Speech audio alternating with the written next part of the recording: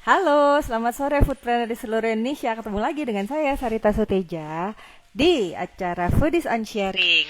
Sore ini seru Foodies, program ngobrol-ngobrol santai yang menghadirkan narasumber menarik di bidangnya dan didedikasikan untuk kemajuan foodpreneur di seluruh Indonesia. Foodies the first F&B education platform in Indonesia. Wah, udah banyak nih yang ikutan. Halo, bisa dada-dada dulu sambil kita nunggu narasumber kita yang hari ini. Cici-cici cantik dan lucu gitu yang akan banyak sharing tentang bisnisnya. Tentunya di bisnis kuliner juga. Kita tunggu tersambung sementara teman-teman bisa dada-dada dulu sama mungkin bisa apa mana aja. Kita tunggu ya. Saya coba terhubung dulu. Halo, halo. Wah, banyak nih yang akan di sini. Kita tunggu ya, Cici, Cici lucu ini tersambung. Halo, Hai, selamat hai, sore. selamat sore. Wih, seger banget kelihatannya, ya. Halo, halo, halo. Gimana Jelas kabarnya nggak suara gue? Sarita? Jelas nggak nih Jelas, suaranya? jelas, jelas. Sip, Jelas, jelas. Aku jelas sih. sip. Sip, Sarita Teman-teman, bisa dengar. aku bisa dengar dong suaranya Sasha. Oke. Nah, oke, buat teman-teman, sebentar lagi si komennya akan aku off dulu gitu biar kita fokus bisa dengerin Cici Sasha hari ini mau sharing. Gitu Cici Sasha akan banyak sharing tentang bisnis kulinernya. Gitu kan. Jadi sementara komen akan aku off, buat teman-teman yang nanti mau tanya itu bisa ketik di kolom Q&A yang di bawah yang ada tanda tanyanya. Nanti akan aku bacain. Oh ya, sama ini Cici Sasha ini baik banget pokoknya. Gitu. Jadi aku tadi baru dapat info dari Cici Sasha sebelum kita online. Jadi hari ini itu ada hadiah voucher makan gratis untuk 2 orang pemenang masing-masing senilai 100.000. Jadi totalnya ada 200.000. Jadi ada 2 pemenang yang beruntung hari ini. Jadi jangan lupa nanti di screenshot. Kemudian kalau mau di summary juga boleh gitu. Dan jangan lupa tag ke @Cici Klepot atau Pasya Tama nih maunya. Cici Klepot aja ya. Boleh, Bisa boleh, di boleh. tag ke @ciciklepot dan @foodies.id. Jadi nanti 2 pemenang yang beruntung itu akan mendapatkan voucher makan gratis 2 buah senilai 100.000. Oh ya, tapi aku mau infoin dulu buat pemenang itu hanya akan kita kasih untuk foodpreneur yang ada di Bandung, Jabodetabek, Jakarta, Bogor, Depok, Tangerang, Bekasi, Semarang, Solo, Surabaya, dan Malang aja ya. Karena hadiahnya itu mungkin akan bisa diklaim kalau misalnya teman-teman ke outletnya Cici Klepot di Bandung gitu atau di kota-kota tadi nanti bisa dikirim sama Klepot Cici Klepot. Jadi aku ulangin lagi ada 2 voucher makan gratis untuk 2 pemenang senilai 100.000. Jadi totalnya ada 200.000. Itu hanya untuk teman-teman yang ada di Bandung, Jabodetabek, Semarang, Solo, Surabaya, dan Malang. Oke, kita mulai. Oh ya, aku off dulu komennya. Oke, gimana sih ya? Gimana kondisi kita? Untungnya Bandung nggak PSBB ya sebenarnya. Pengennya sih jangan sampai lah PSBB. Gitu. Nah, sebelum kita mulai, gitu kan Mm-mm. acaranya, mungkin boleh lah ya kenalan dulu lah ya Sasha ini siapa dan Cici Klepot itu apa sih? Silakan Sya. Oke, hai semuanya. Salam kenal. Nama aku Tasya. Em, Pekerjaan sebelumnya sih freelance, menulis untuk traveling dan untuk makanan. Terus udah gitu sekarang masih menulis juga, tapi udah lagi nggak traveling ya karena lagi kayak gini sekarang situasinya. Terus udah gitu selama 1,5 tahun belakangan ini fokus di Cici Klepot. Jadi Cici Klepot ini kedai makanan yang ada di Bandung, khusus menjual makanan dalam klepot dan satu-satunya di Bandung. Oke, berarti ciri khasnya itu di klepot. Klepot itu apa sih mangkok gitu ya? Atau gimana? Iya, ya. Si klepot tuh jadi mangkok tahan panas dari dari tanah liat, Jadi keistimewaannya si makanannya dimasak ulang di dalam claypot sehingga menimbulkan aroma sama efek-efek gosong yang tidak didapat kalau kita makan di mangkok biasa gitu. Nah, Sya, cerita dong dulu awal banget pas bikin Cici Klepot ini, idenya itu dari mana sih dan kenapa sih seorang Sasha gitu ya, yang nulis sama travel kok tiba-tiba jadi munculnya itu di bisnis kuliner? Sebenarnya sih emang dari dulu kan seneng banget ngurusin makanan ya, karena aku nulis review makanan di Surga Makan tuh udah lumayan lama, kayaknya sekarang udah 11 tahunan gitu ya. Jadi memang dari dulu menggemari urusan-urusan makanan, tapi belum sempat kepikiran untuk kemudian buka sendiri. Terus udah gitu kurang lebih 5 tahun lalu tuh aku berhenti kerja dari 9 to 5 life, jadi berhenti ngantor. Terus udah gitu, memang sudah kepikir pengen buka usaha makanan. Tapi waktu itu belum kepikir pengennya jualan apa, terus mau gimana segala macam belum kepikir lah. Dan santai aja gitu ya, udah sejalan-jalannya aja. Terus kemudian aku buka catering makanan rumah yang menjual makanan-makanan rumahan buat orang-orang kantoran, Sarita. Waktu itu pernah sempet nyoba ya kali ya. Kali dua kali sempet nyoba ya. Nah, waktu itu kan bentuknya online tuh, belum punya tempat sendiri. Terus udah gitu masih pengen punya tempat sendiri. Sampai pada akhirnya ada tawaran tempat waktu itu, kayaknya oke nih tempatnya gitu ya. Ya udah, jadi akhirnya jadi. Terus kenapa bukanya claypot, buka yang lain? Karena inspirasinya sebenarnya dari sering jalan-jalan gitu kan. Kebetulan waktu itu lagi sering-seringnya lah pergi-pergi kerjaan maupun main. Terus udah gitu kepikir juga bahwa di Bandung ini nggak ada yang spesifik menjual makanan di dalam claypot. Jadi akhirnya kayaknya ini peluang bagus lah gitu. Lagi pula menu makanan Chinese food itu kan mudah disukai orang ya, karena orang tidak terlalu aneh gitu. Rasa makanan, bentuk makanan segala macam. Jadi kupikir kayaknya produk yang cukup bagus untuk dijual, dan ternyata alhamdulillah ya emang cocok gitu. Nah, tapi sebetulnya kan Sasha ini boleh cerita lah ya, dulu kan senang travel sama nulis nih. Latar belakangnya berarti itu awalnya ya? Iya, yang selalu tidak pernah lepas tuh memang itu ya, dari dulu dikerjain secara sambil ngantor pun ngerjain itu gitu. Tapi sejauh apa sih sebenarnya latar belakang tadi nge-review makanan, terus travel itu punya punya dampak atau punya kontribusi ke bisnis yang sekarang dijalanin? Kontribusinya besar banget sih, karena dengan sering nge-review makanan kan dulu tuh adalah masanya aku tuh senang banget ya nyobain makanan ke sini ke sana, bahkan keluar kota sengaja nyari makanan yang spesifik, nyari makanan yang di sini nggak ada gitu ya, yang kata orang enak gitu kan. Jadi kontribusinya besar banget, karena dari perjalanan nge-review makanan, jalan-jalan cari makanan tuh kita banyak belajar makanan apa sih yang orang suka gitu ya. Terus bagaimana sih cara mengemas makanan yang orang suka gitu loh. Banyak belajar dari keberhasilan orang dan dari kegagalan orang juga gitu. Dan Justru ya. karena nge-review makanan, terus udah gitu sering jalan tuh kan banyak sering ketemu sama teman-teman yang udah duluan usaha makanan gitu ya. Jadinya ya itu banyak banget lah pengalamannya. Berarti sebenarnya justru karena dulu dengan Sasha dengan surga makannya lah ya, namanya surga makan dulu ya. Gitu, dengan surga makannya itu sebenarnya ngasih banyak banget insight ya untuk akhirnya gitu Sasha punya Cici Klepot ya. Banget. Insight-nya Gitu. banyak Nah, banget, bisa dibilang kayaknya 70%-an pengaruhnya dari situ deh gitu. gitu. Nah, berarti ya itulah, berarti teman-teman jadi nggak melulu orang yang harus misalnya bisa masak atau misalnya harus masak sih harus lah ya. Cuma maksudnya berarti sebetulnya pengalaman dari menghandling akun-akun misalnya kayak review-review makanan itu sebetulnya punya dampak yang besar juga ya sebenarnya untuk seorang pebisnis kuliner gitu. Nah, mungkin ceritain dong sih, maksudnya kan ini kan Cici Klepot itu seingat gue udah ada sejak sebelum pandemi ya, bener gak? Kapan sih adanya? Dari kapan sih? Februari 2019 tepatnya. Tuh kan, udah lama berarti kan? Ya udah lumayan cukup lama lah ya.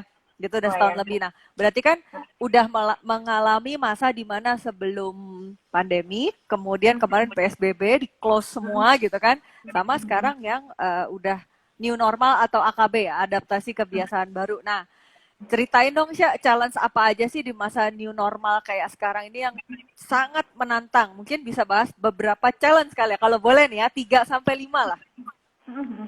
Challenge yang paling terasa adalah pertama waktu PSBB dilarang dine-in gitu ya. Waktu dilarang dine-in itu kita memutuskan udah deh kita tutup aja dulu gitu. Aku nggak buka untuk delivery karena kan kebetulan makananku tuh spesifik banget di Claypot. Jadi kalau untuk delivery kan kayaknya kurang apa ya, kurang cocok lah ya. Bahkan waktu pas sebelum pandemi pun aku selalu encourage orang untuk datang aja coba makanannya di sini langsung di tempat karena makanan di Claypot ini bukan cuma sekedar makanannya aja, tapi experience makan dari Claypotnya itu yang sangat penting gitu. Jadi pas ketemu PSBB nggak boleh dine in, ya udah akhirnya kita memutuskan untuk tutup aja dulu, terus banting setir ngerjain makanan yang lain. Nanti kita cerita ya gimana sih caranya waktu itu kita bisa survive. Terus udah gitu si challenge yang kedua muncul setelah PSBB-nya berakhir, sudah boleh buka dine in, tapi tentu saja orang-orang kan masih khawatir ya, karena sebetulnya secara pribadi juga kayaknya pengen semua orang diem di rumah dulu deh kalau bisa supaya pandeminya cepat selesai gitu ya. Tapi gimana dong, kan life goes on ya, harus harus ekonominya harus muter juga. Jadi akhirnya pada saat kita buka untuk dine in memang berkurang orang-orang yang datang tuh berkurang ya, itu sih gitu. Terus udah gitu akhirnya kita mengakali dengan bikin delivery. Jadi orang bisa pesen. Tadinya tuh kita enggak. Jadi bukan kita mempersulit, tapi memang kita pengennya orang datang aja gitu, jangan dibungkus di take away bawa pulang ke rumah. Nah, yang jadi challenge yang terasa banget itu karena makanan kita tidak cocok untuk di take away gitu. Terus udah gitu challenge yang kedua ya berhubungan sama protokol kesehatan karena kita juga menemukan di lapangan tuh nggak semua orang yang datang untuk dine in tuh udah disiplin sama protokol kesehatannya sendiri ya. Jadi masih ada yang datang pesan nggak pakai masker gitu-gitu ya. Tapi ya kalau gitu sih kita saling ngingetin aja gitu. Itu. Terus udah gitu juga pada saat ngantri karena kadang-kadang kalau lagi ngantri tuh masih ada aja yang kayaknya nggak aware sama harus physical distancing gitu ya. Jadi ya sama itu juga diingetin. Terus udah gitu challenge-nya sih paling yang terasa banget itu cerita gitu. Jadi ada 3 ya tadi ya. Jadi ada 3 tadi. Yang pertama pas PSBB nggak bisa dine in, jadi akhirnya tutup close sama sekali berarti ya. Iya, Gitu. iya. Terus challenge 2 protokol kesehatan di lokasi pas orang datang. Terus ketiga pas antri. Nah tadi katanya kan utang tuh, katanya mau cerita kan apa pas waktu jadi waktu kemarin PSBB tuh bener-bener close all ya. Iya, iya, iya. Nggak, maksudnya Cicik Lepo tuh nggak jualan online, nggak ya? Nah ini yang kita mau ceritain. Iya, iya, Jadi gimana? Jadi waktu pas PSBB dan waktu karantina itu kan memang sebenarnya keputusan untuk menutup sisi Claypot juga didasari selain kita tidak bisa dine in, tapi juga ada faktor bahwa aku secara pribadi ingin menjaga kesehatan karyawan, terus udah gitu kan yang bantuin di sana kan banyak keluarga ya, ada adik-adikku gitu kan. Jadi aku tuh pengennya mereka aman banget dulu deh gitu. Jadi jangan, udah deh kita tutup dulu dengan alasan itu juga untuk menjaga kesehatan. Terus udah gitu akhirnya kita di rumah, waktu itu kan mulai karantina ya, orang-orang semua diam di rumah. Terus udah gitu memang yang booming bisnisnya kan frozen food ya. Jadi akhirnya kita mengeluarkan kembali koleksi-koleksi frozen food kita yang dulu pernah kita jual waktu kita buka catering gitu. Jadi keluar lagi gitu. Cuman brandnya kan kita nggak mungkin balik lagi ke brand yang catering karena sekarang brandnya di Cici Claypot nih gitu. Jadi akhirnya tiba-tiba Cici Claypot jualan ayam goreng gitu ya, yang sebetulnya sih dari maksudnya hati kecil nih, ini bukan menunya Claypot nih gitu ya. Tapi waktu itu ya udah menjawab tantangan yang ada karena kita juga harus bisnisnya harus terus jalan. Akhirnya kita bikin tuh macam-macam menunya, ada ayam goreng yang nggak sesuai itu ya, ada ayam goreng, ada pindang tongsol gitu segala macam.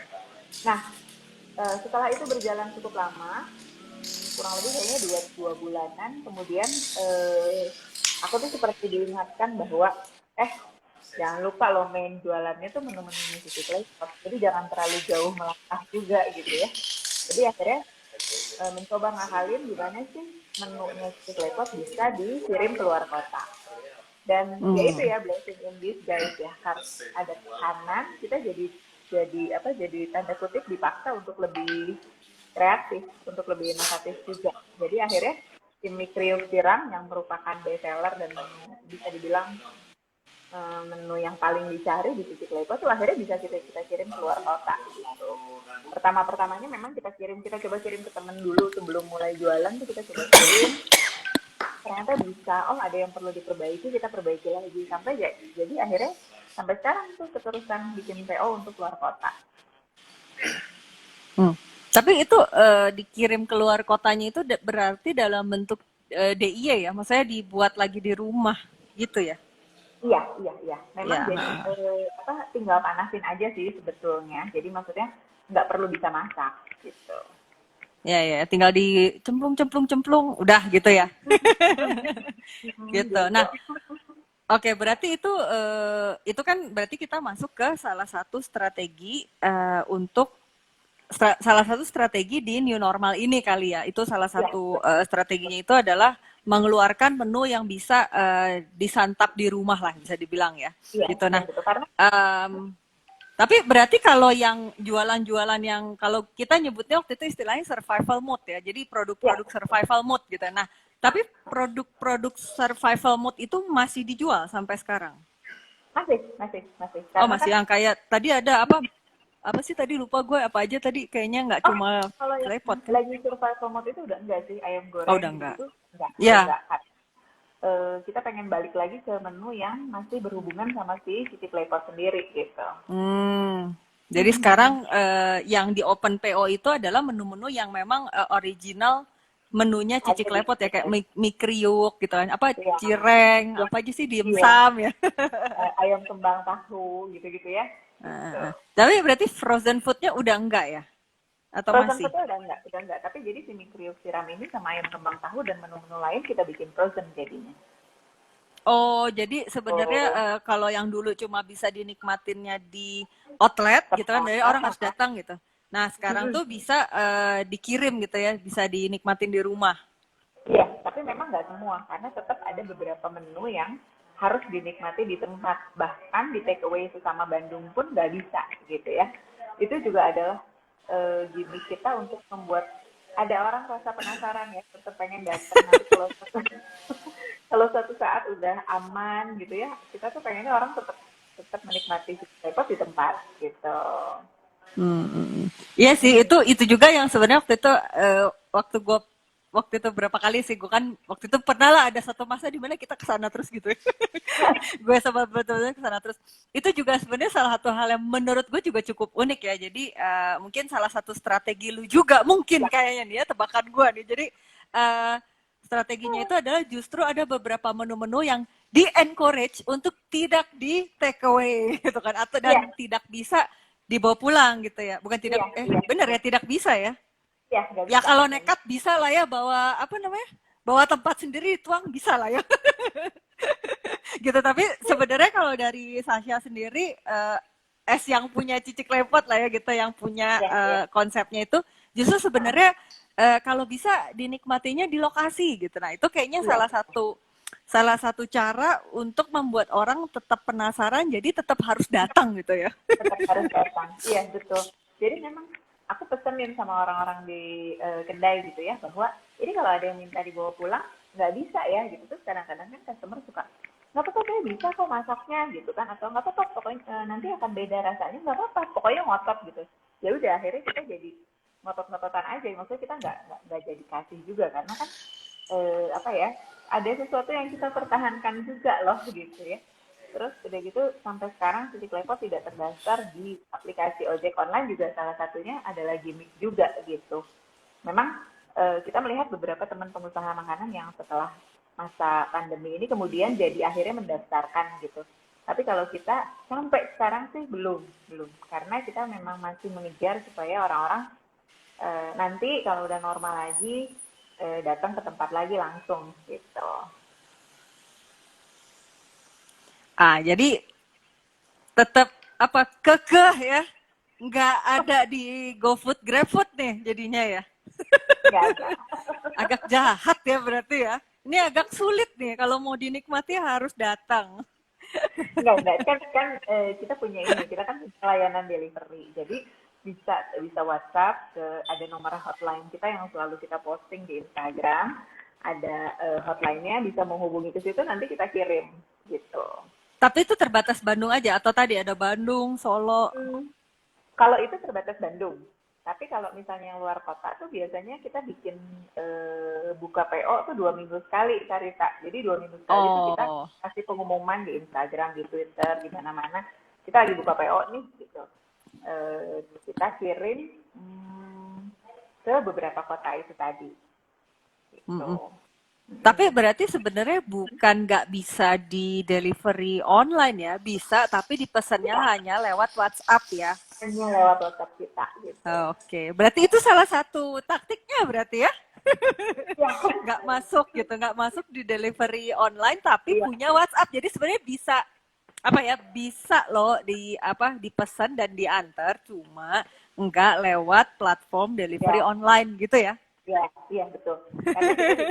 Karena kita juga soalnya pengen apa ada prinsipnya it's good to be different di saat semua orang berlomba-lomba masukin ke GrabFood dan ke GoFood, kita enggak gitu. Jadi kalau mau ya Wah, hubungi hotline kita aja gitu. berarti kalau misalnya pengen kangen sama Cici Klepot itu harus follow Instagramnya gitu ya, biar Mesti, tahu. mesti banget. Ya. Ya, karena semua informasinya ada di situ.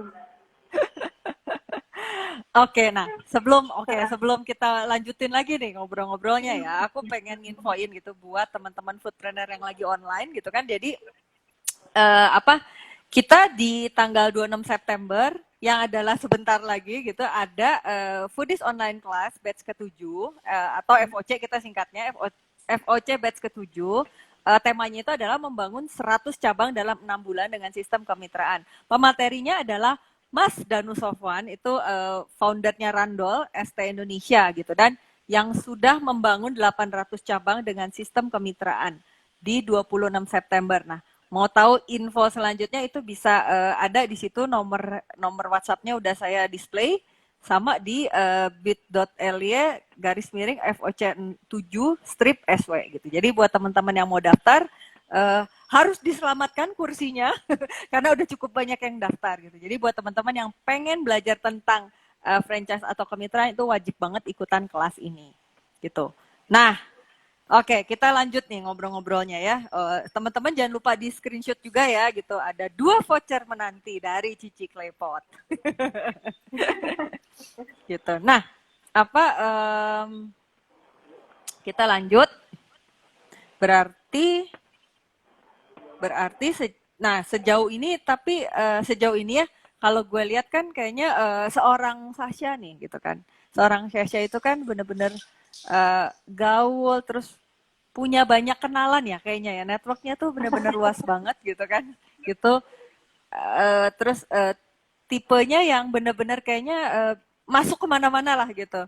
Kemudian dulunya juga pereview makanan. Nah, itu sih kira-kira ya kalau dari pengalaman gitu ya. Sebenarnya latar belakang yang seperti itu kontribusinya pastinya gede banget ya untuk bisnis yang sekarang dijalani. Nah, bisa cerita nggak sih lu menggunakan apa ibaratnya menggunakan kelebihan-kelebihan itu sebenarnya lebih apa sih sebenarnya yang memberikan dampak besar untuk bisnis yang sekarang lagi dijalanin? Yang pasti sih promosi ya. Yang pasti sih Hmm. promosi. Jadi pada saat gue buka tuh teman-teman tuh kan yang penasaran karena kan Tasya nih bertahun-tahun apa komentarin makanan orang gitu ya, walaupun tidak pernah menulis soal makanan yang tidak enak, Hmm. apa nge-review makanan orang, terus kalau dia jualan makanan sendiri gimana sih gitu ya.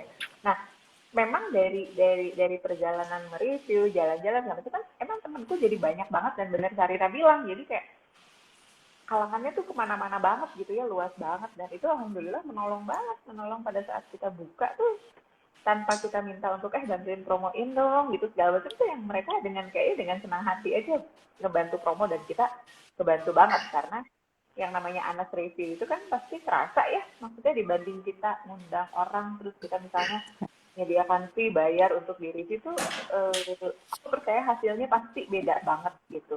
Jadi pada saat buka sampai sekarang pun masih ketolong banget sama temen-temen yang bantuin eh, sekedar posting gitu ya, yang atau ngomong ke teman-temannya gitu atau ngajak keluarga, itu kebantu kebantu banget. Terus pengalaman di sosial media juga sama, itu kebantu banget kan.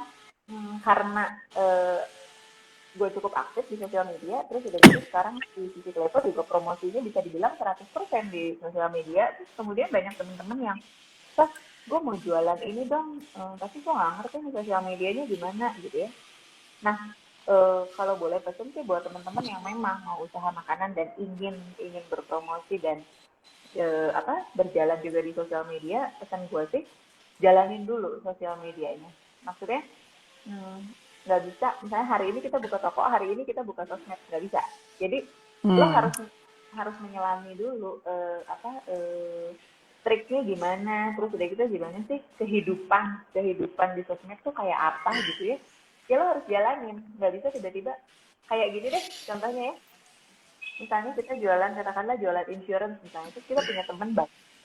Ya nggak bisa lo tiba-tiba datang ketemu temen lo terus lo jualan, nggak bisa. Ya lo harus bergaul dulu kan ya, harus menyelami dulu teman-temannya gimana. Baru dari situ kita bisa mulai berjualan di sosial media gitu. Nah, oke. Sya, ada nggak Ya, sih tips, kan lo womanpreneur lah ya, bisa dibilang ya, gitu, pebisnis wanita. Nah, ada nggak sih tips untuk ngebagi antara usaha dan keluarga gitu kan? Maksudnya kan kalau kalau gue berapa kali lihat sih, kayaknya hubungan sama siapa Bian anak lu tuh tetap dekat, tapi Cici Klepotnya juga tetap jalan. Nah itu ada nggak tipsnya? Kok bisa gitu ngebagi waktunya? ini tipsnya jadi tips parenthood ya, jadi tips parenting. Jangan, parenting sama lebih ke bisnis mungkin ya, lebih ke bisnis sama bagi waktu. Lebih ke bisnis ya. Jadi gini, Nah, sebenarnya memang dulu waktu gue berhenti kerja tuh gue pikir gue akan punya 100% waktu di rumah kan. Gitu ya. hmm. Mungkin kan Sarita dulu sempat mengikuti cerita mau berhenti kerja gitu. Tapi ternyata setelah punya bisnis sendiri itu tuh malah lebih tercipta lebih banyak karena yang namanya buka warung kan bisa pulang kerja jam 10 jam 11 malam gitu. Sementara kalau kantor mah jam 6 jam 7 udah pulang gitu ya. Lebih lebih jelas lah waktunya. Cuman kelebihannya adalah kalau punya usaha sendiri kan kita jadi bisa ngatur waktunya sendiri gitu, dan kerja kita bisa bawa anak. Jadi kalau gue sih pembagiannya adalah gue melibatkan keluarga di cerita-cerita sisi klepot, walaupun tidak di bagian pengambilan keputusan lah ya, tapi gue cukup banyak sharing cerita apa yang mau gue kerjain, apa yang sedang gue kerjain gitu. Jadi mereka cukup mengerti juga gitu loh. Kalau dari sisi bisnisnya, Dari sisi bisnis lebih ke ini kali ya, kan lu kan melibatkan adik lu deh kalau nggak salah ya. betul, betul, ya, ya, Terus betul, kayaknya betul. melibatkan, nggak tahu kalau Bian terlibat nggak nih di manajemen, gue tahu deh. Tapi suka ada aja pokoknya kan suka ada di outlet. Tapi gimana sih cara lu membagi antara hubungan kakak adik sama bisnis? Heeh. Ini unik karena waktu pertama kali gue buka Cici Klepot tuh kan, waktu itu kan gue bener-bener newbie ya, karena gue nggak kebayang bahwa Cici Klepot tuh akan kayak apa ya gitu. Gue juga nggak kebayang bahwa akan jualan setahun lebih gitu kan. Waktu itu gue cuma sewa tempat untuk 6 bulan pertama, dan jujur aja setelah 6 bulan itu gue nggak tahu gue masih survive apa enggak gitu ya, bertambah besar apa enggak tuh gue nggak tahu gitu. Nah, jadi waktu pertama kali buka tuh gue nggak punya karyawan. Jadi karyawan gue tuh cuma Hmm. satu yang bagian cook, yang menjadi yang kemudian bantuin gue di kasir adik gue. Terus udah gitu yang bantuin beresin meja dan nganter-nganterin makanan tuh anak gue sendiri, si Dian.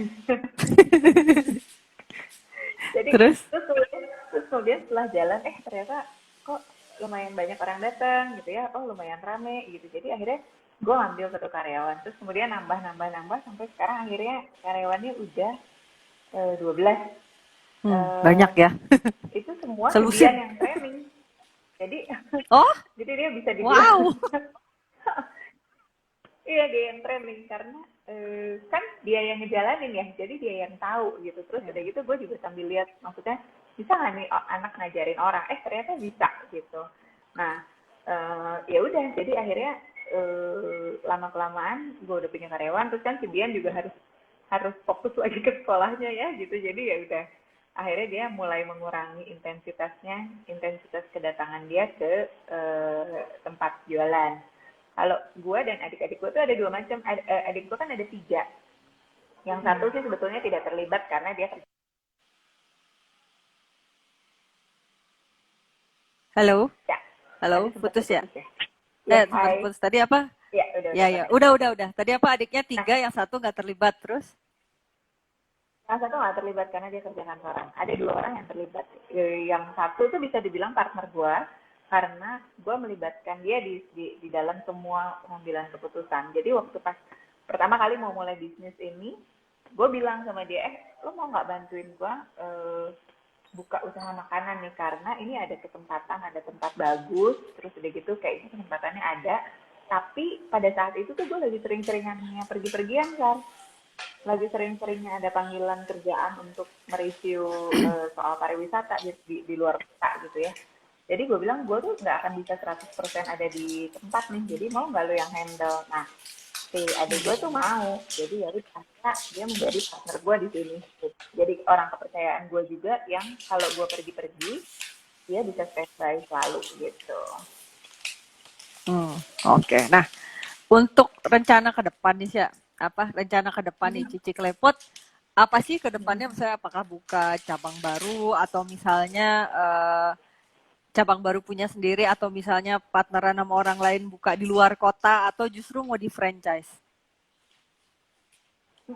Jadi Cici Klepotnya sekarang lagi menjajaki beberapa kemungkinan franchise, Sarita, untuk di luar kota. Tapi jadi gue memang tidak membuka franchise untuk di Bandung, karena bahkan gue sendiri pun nggak mau buka cabang satu lagi, karena pertimbangannya adalah Bandung kan nggak gede-gede amat ya gitu. Jadi masih bisa lah, dan kebetulan tempat gue tuh kan ada di tempat yang cukup strategis ya gitu. Jadi ya udahlah, satu aja yang di Bandung. Nah, dari sebelum pandemi itu sebetulnya udah ada beberapa calon partner yang mau buka Cici Klepot dengan sistem franchise di luar kota. Jadi sampai sekarang nih kita masih menjajaki, ada beberapa yang tertunda karena urusan pandemi. Jadi dari mereka ini juga ada yang kita hentikan dulu ya obrolannya, karena kayaknya nggak tahu nih kapan pandeminya akan berakhir gitu. Tapi ada juga yang bahkan pembicaraannya baru mulai setelah pandemi gitu. Itu rencana untuk kalau rencana gue pribadi lagi pengen buka brand baru gitu. Oh, mau buka brand baru? Pengen punya mainan baru. Pengen Oke. punya mainan baru, cari. Berarti apa, brand barunya tapi belum bisa dibocorin gitu ya? Apa gitu? Atau misalnya jualannya apa? Udah boleh dibocorin belum? Atau masih rahasia? Belum, bukannya masih rahasia, gue aja juga belum yakin. Takutnya nanti Gawat berubah ini. lagi. Tapi maksudnya untuk buka untuk buka brand baru tuh ada di sini tuh ada gitu. Doakan dalam waktu Ah, dekat ya. doakan dalam Gitu. waktu dekat, siap. Gitu. Jadi kalau untuk Cici Klepotnya mah tetap sekarang lagi penjajakan lah ya untuk franchise ya. Franchise ya.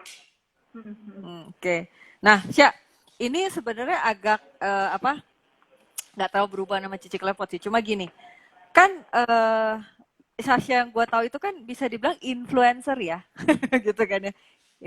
Influencer lah ya, bisa dibilang influencer atau key opinion leader lah gitu. Nah, dari sudut pandang lu nih sebagai pengusaha gitu kan, sebetulnya Ya. seberapa penting sih influencer? Maksudnya lu kan influencer juga, pebisnis kuliner juga lah gitu. Jadi kayaknya lu punya punya point of view yang lebih 360 derajat nih kayaknya nih. Kalau gua kan Dari bukan dua sisi influencer gitu ya. dari dua sisi gitu. Nah, sebenarnya seberapa penting sih kehadiran influencer ini untuk pebisnis kuliner?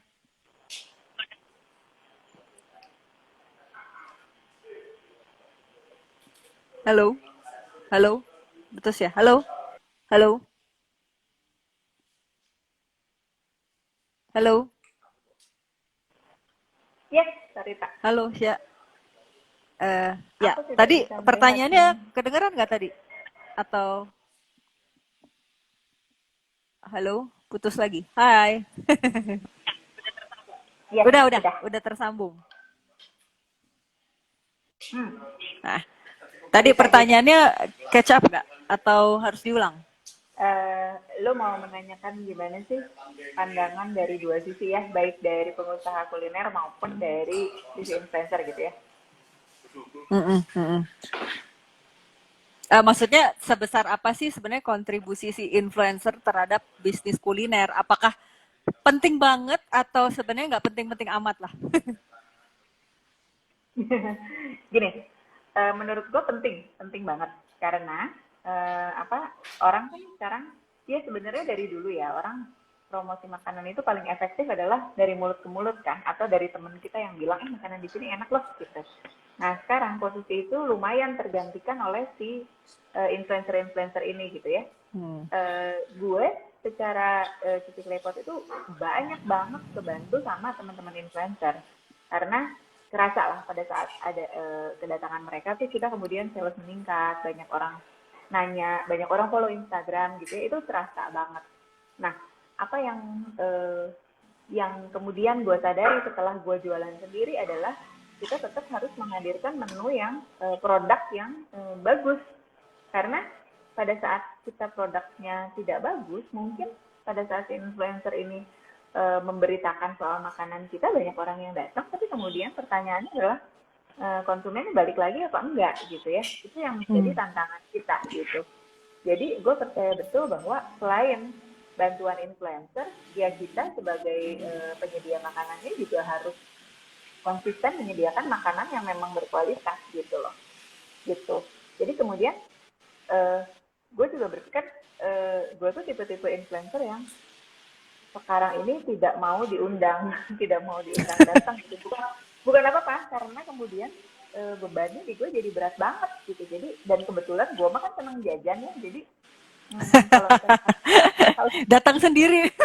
pasti gue datang sendiri gitu. Kalau misalnya ada yang ngundang tuh gue palingnya nanya aja, oke lu buka di mana, lu jualan apa, nanti nggak usah, nanti gue datang aja kok gitu ya. Lebih lebih enak buat guanya gitu karena menurut gua tugas ya tugas tanda kutip influencer itu bukan cuma bukan ngasih tahu ada makanan ini enak loh gitu padahal mungkin sebenarnya biasa-biasa aja bukan tapi justru tugasnya adalah ngasih tahu orang bahwa ada makanan enak gitu Sar lu kebayang nggak bukannya gua ngasih tahu orang makanan yang biasa-biasa aja kemudian gua besar-besarkan bahwa wah ini enak banget loh lu mesti datang padahal padahal dalam hati sebenarnya biasa aja gitu eh, gue maunya sebagai influencer tuh nggak begitu gitu tapi gue maunya justru membantu teman-teman yang memang punya produk bagus tapi promosinya kurang jalan gitu loh. Oh, jadi honest review lah ya. Apa? Ya, ya Betul. honest review ya. Jadi bukan ibaratnya bukan karena lu dibayar, jadi lu, wah gimana? Ya, ya gitu-gitu itu juga sebabnya makanya gue menolak bayaran untuk mereview makanan gitu Hmm. Nah, begitu. oke. Terus ada nggak, Sya, tips lah gitu ya? Maksudnya gimana? Ada nggak tips gimana caranya biar si pebisnis-pebisnis kuliner ini bisa masuk nih di radarnya teman-teman influencer? Apa yang harus dikerjain lah? Oke, kalau kata gue sih yang pertama lu harus punya produk yang bagus. Itu mah nggak bisa ditawar. Produk bagus itu nggak bisa ditawar. Dan yang namanya produk bagus ini kan tergantung sama target market lo juga ya. Maksudnya gue nggak bilang bahwa makanan lo harus yang grade A banget gitu. Enggak ya tergantung tergantung target market lo juga. Kalau misalnya target lo misalnya mahasiswa ya lu ciptakan dan sediakan makanan yang cocok buat mahasiswa. Otomatis dari sisi harganya juga mesti cocok gitu ya. Nah, pada saat lo punya produk bagus, terus udah gitu memang mengundang influencer gue rasa perlu juga untuk promosi. Karena daripada kita pasang iklan gitu ya, misalnya pasang baliho di jalan kan pasti juga budgetnya nggak belum tentu masuk sama budget promosi kita gitu ya. Jadi itu perlu dilakukan. Terus udah gitu menjalin hubungan ya sama si influencer. Jadi misalnya katakanlah teman-teman pengusaha nih ya udah karena nggak ada yang kenal oke, kita panggil aja deh, terus kemudian dia ngasih rate, oke nggak apa-apa lah kita sediakan budgetnya gitu ya. Tapi jangan lupa untuk menjalin hubungan personal juga. Jadi jangan sampai lu cuman manggil orang, bayar, terus menurut lu kelar begitu aja. Jangan. Jadi jalin. Karena gue lihat banyak-banyak juga kayaknya teman-teman yang begitu gitu. Jadi kalau menurut gue sih lu jalin hubungan baik. Jadi pada saat kemudian lu nggak nyediain budget pun mereka akan tetap datang ke tempat lu dan tetap memberitakan makanan lu yang enak itu gitu. Hmm. Jadi Kalau gue tetap intinya harus ada network apa sih namanya menjalin hubungan itu ya sebenarnya intinya selain produknya bagus iya gitu. betul. Jadi tadi kalau boleh disimpulkan itu sebenarnya yang pertama itu untuk masuk radar ya. Ini adalah kemutlakan itu bahwa produknya harus bagus. Produk bagus itu maksudnya tidak harus punya grade yang tinggi, mungkin tidak harus punya bahan baku yang mahal mungkin Betul, betul. gitu, tapi lebih yang bagus itu adalah yang sesuai dengan target market yang diinginkan gitu. Jadi Betul. ya maksudnya jadi kalau misalnya target marketnya mungkin bukan yang high class gitu, sebenarnya nggak mutlak juga punya misalnya daging yang grade A misalnya gitu kan. Betul. Buat apa? Jadi iya buat apa? Karena sebenarnya mereka juga tidak mungkin secara pricing juga nggak akan terjangkau, Nah, tapi ya mereka juga tidak punya ekspektasi setinggi itu untuk betul. produknya sendiri gitu. Yang paling penting itu adalah disesuaikan dengan target market gitu. Kemudian yang kedua itu juga harus membina hubungan dengan si influencer ini, walaupun mungkin pada awalnya tidak, mungkin awalnya kan nggak kenal gitu ya, nggak kenal. Nah pada saat nggak kenal sih nggak apa-apa lah kita sediakan budgetnya untuk mereka datang dulu gitu, Betul. minimal kenal dulu lah, datang Salah. Iya, kenal iya. cicip-cicip gitu, tapi setelahnya hindari hubungan yang hanya transaksional. Jadi Betul. datang bayar pulang gitu kan, Iya, datang bayar iya. pulang gitu, tapi Dan mungkin harus ya gimana dan dan gue apa. rasa itu berlaku untuk semua lini, semua bidang bisnis ya, bukan cuma makanan doang ya. Jadi menjalin relasi itu ya emang penting banget di semua bisnis. Ya ya ya. Nah terus ya kita coba flashback dulu nih, flashback ke masa lalu lah gitu kan. Kan dulu tadi udah diceritain juga ya, gue sih udah tahu gitu kan, tadi diceritain dulu orang kantoran lah ya. Orang kantoran gitu, orang kantoran. Nah tapi ceritain dong titik di mana lu betul-betul yakin 100% gue keluar gitu kan dari kerjaan gue, terus gue benar-benar 100% memutuskan untuk jadi entrepreneur gitu. Nah itu maksudnya kan sebenarnya kalau lu kerja tadi kan juga udah sempat lu bilang ya, kalau kerja itu kan ya aman, tiap bulan dapat gaji, terus waktunya juga ya udah pokoknya 9 to 5 beres gitu kan. Sedangkan kalau jadi pebisnis itu kan udah income-nya nggak tentu, terus waktunya juga kesita lebih banyak gitu. Nah, berarti sebenarnya kan ada pertimbangan. Kalau gue ngelihatnya ada kenekatan juga lah ya gitu. Jadi apa sih titik bener-bener yang membuat lu oke, 100% gue cabut gitu, gue keluar, gue akan 100% jadi foodpreneur. Kayaknya Sarita tahu persis ya, dulu gue sempat maju mundur mau berhenti kerja. Ya makanya pengen tahu apa nih titik yang benar-benar akhirnya membuat lu yakin untuk cabut gitu dari kantor kan. Nah, sebenarnya sih faktor utamanya Pak adalah anak gue sendiri sih, Sarah. Karena kan anak gue cuma satu ya, gitu. Terus Mm-mm. waktu itu tuh gue berpikir bahwa waktunya dia tuh tidak terulang lagi nih gitu ya, dan gue kayaknya pengen full nemenin dia di semua milestone-nya gitu ya. Hmm. Jadi gue menyadari pada saat gue kerja tuh ada cukup banyak waktu gue sama dia yang hilang gitu ya. Hmm.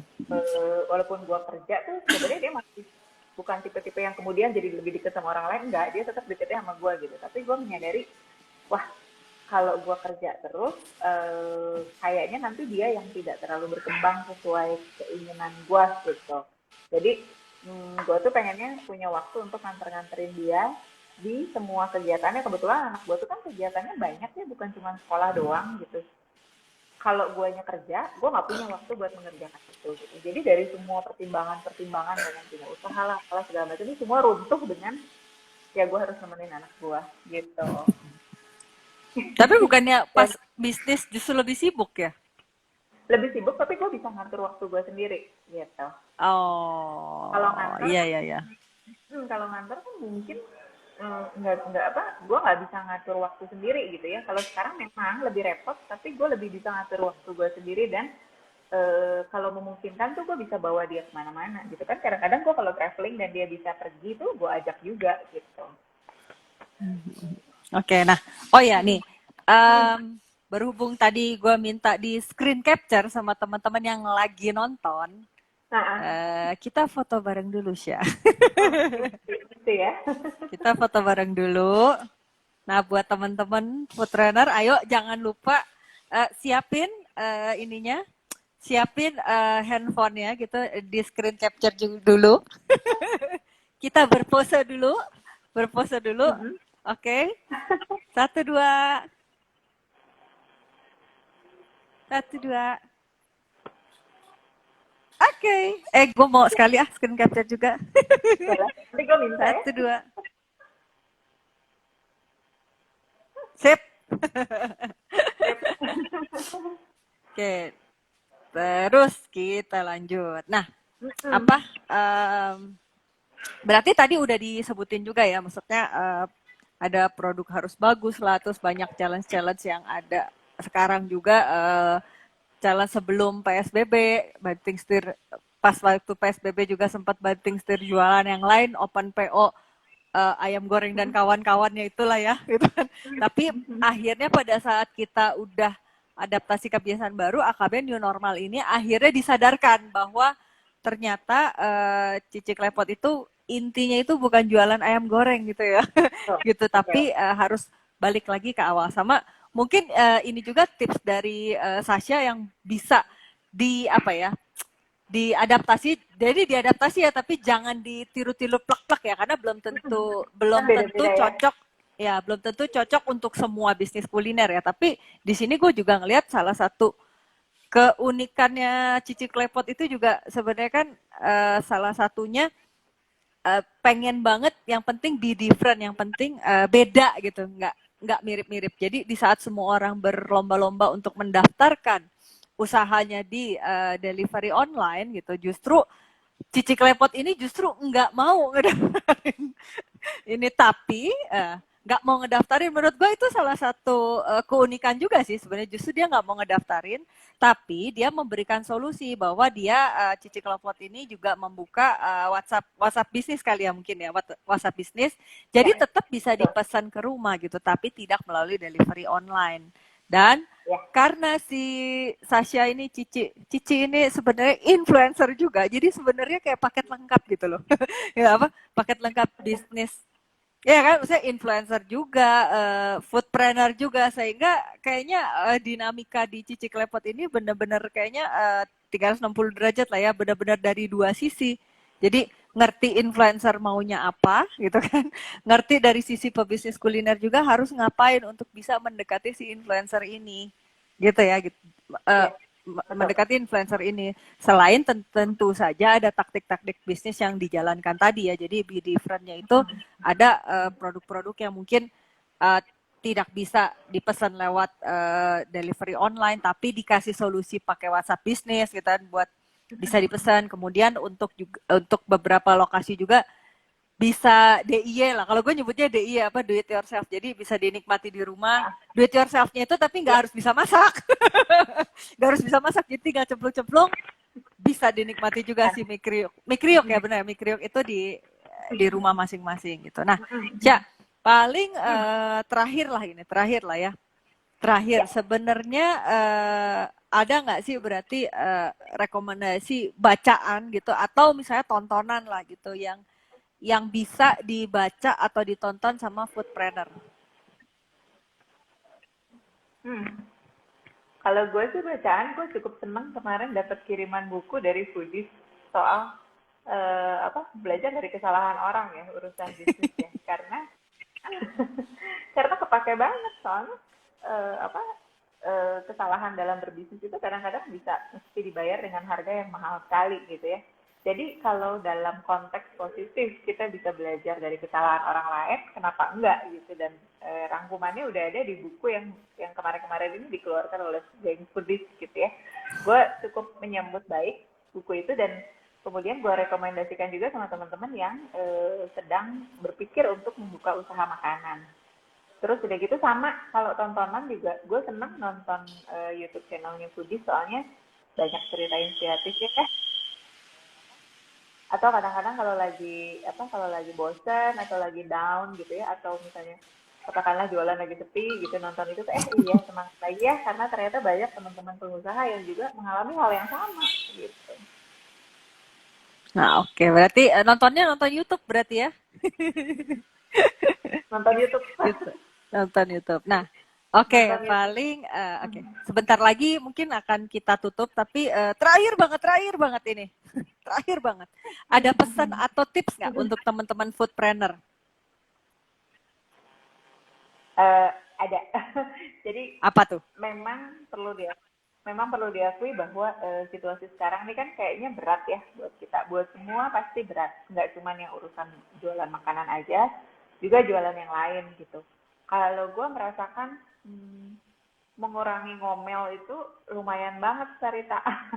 Jadi kan kadang-kadang kita juga dengan keputusan, dengan kebijakan pemerintah atau pemerintah daerah gitu ya, kadang-kadang kita juga cukup dibuat bingung gitu ya, mungkin ya teman-teman yang katakanlah misalnya, oh kenapa sih kalau kita punya restoran nggak boleh buka sampai malam-malam, tapi yang jualan di pinggir jalan bukanya sampai malam nggak apa-apa gitu ya.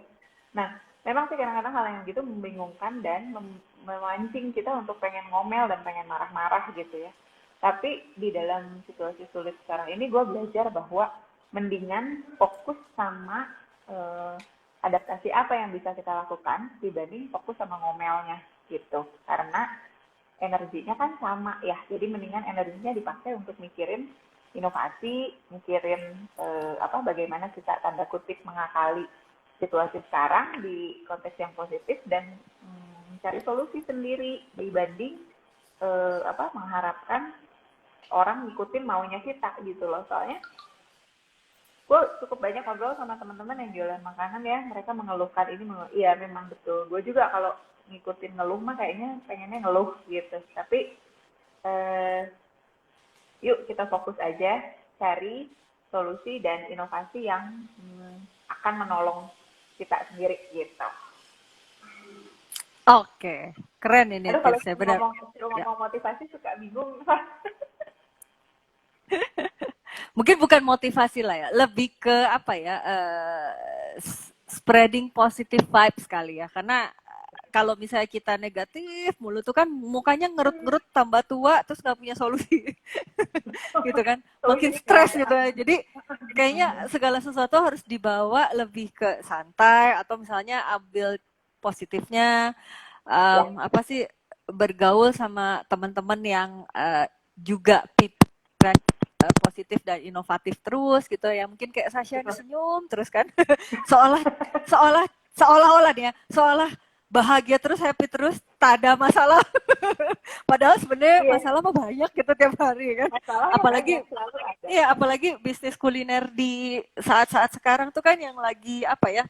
Ya itu tadi sih bener ya, banyak kemarin juga yang pada quote on quote kayak ngeluh ya, baru aja pengen napas gitu kan, tiba-tiba ya kita sih bersyukur di Bandung nggak sampai PSBB ya, tapi yang paling penting itu adalah kita juga harus bisa melihat sisi positif, bagaimana kita mensiasati kali ya bahasanya, mencari jalan agar supaya kita tetap bisa survive dan tetap bisa jualan gitu kan.